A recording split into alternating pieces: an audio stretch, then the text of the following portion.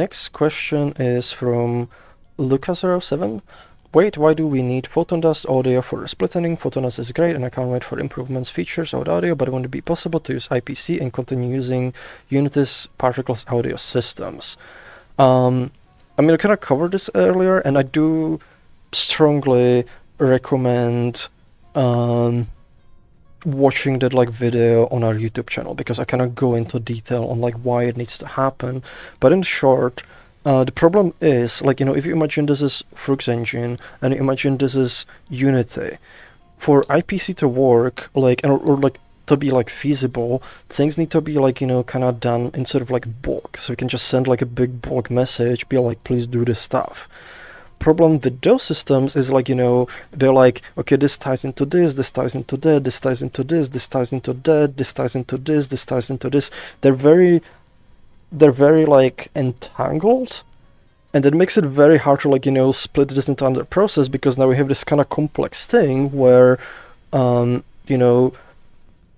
that over IPC would be a nightmare, and it would be a nightmare to handle stuff latency and synchronization, because if you want to switch to another process, that is a context switch, and context switches are expensive, and they add a lot of latencies. Because right now, something in Froox engine, it can literally call a method, do something here, then return here, do stuff here, call a method, do some here, and now imagine that every single one of these, you have to switch from one process to another, then switch back so you can continue here.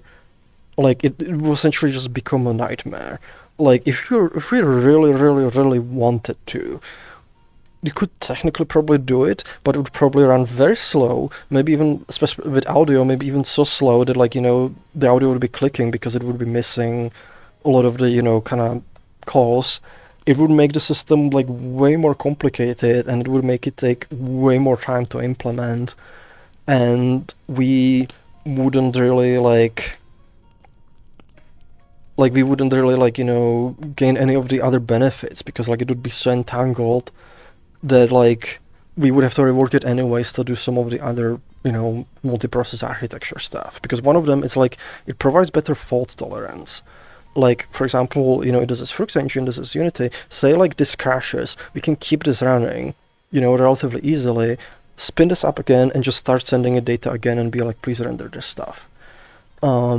When it's more entangled, it's it would be way harder for this to not bring down this with it. And the other part is one of the reasons for multi-process architecture is also security. So once the processes are kind of sandboxed, if one of them is compromised, for example, say the render would end up being compromised somehow, it prevents what it can do. But if we have very wide API surface, that makes it kind of hard to control, versus when it's more sort of encapsulated, that's much smaller surface, and it's much easier to reason about and make it secure.